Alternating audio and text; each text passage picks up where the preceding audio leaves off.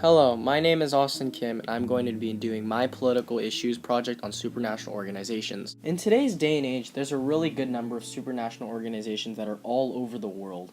For example, states have formed over 60 major supranational organizations such as NATO and NAFTA. So a supranational organization is basically a specific group that is composed of 3 or more countries that want to create an association and formulate a structure for mutual benefit, and they basically pursue shared goals. The legitimate origination of the supranational revolution can actually trace back to conferences that were held after the events of World War I.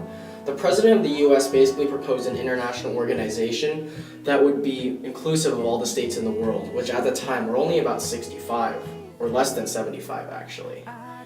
This led to the initial creation of the League of Nations. Now, this was the first supranational organization, basically the father of all the modern ones, and collectively 63 states actually decided to participate in the League, although the total members never actually reached that number. The problem was, the League of Nations was doomed to fail as soon as the United States, which is actually the inventor of this supranational organization, was unable to join the movement because of isolationists which were in the Senate. So the ultimate failure and downfall of the League of Nations ended up spawning other supranational entities which would be established before its official demise. Now, one example of these entities would be the European Union. And the European Union actually stemmed from the productivity of its hypothetical predecessors, which was the OEEC and the EC. Now, in the late 1980s, the European Community, or EC, had 12 members, including the 3 giants, which would be Germany, France, and the UK, along with other 9 members.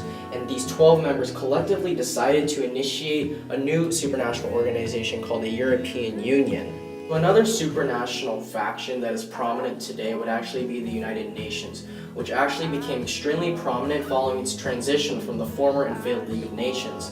Its membership numbers have increased exponentially since its establishment in 1947, which is after the Second World War, and it now contains an impressive 192 members. This organization is very well known for establishing international standards of behavior that all of its members are expected to follow. And when members are rebellious and actually violate these standards that have been put in place, multiple repercussions can be taken, such as economic sanctions, which have worked in South Africa, or Iraq, which is a pertinent example of a PKA, or peacekeeping operations, in which troops are sent into highly unstable areas and to try to stem the conflict that's occurring within that region at that certain given time. To sum up the goals for all supranational organizations, whether it be NATO, the UN, the European Union, or even the World Bank, it's basically to pursue shared goals and to really just spread their influence in a positive manner, such as extending into foreign relations, domestic policies, and creating new military strategies. Basically all trying to possess multifaceted government structure that can be held to internationally approved standards of behavior, which can then be allowed to help not hamper all states and nations. So that basically sums up my whole project. Thanks for watching and listening.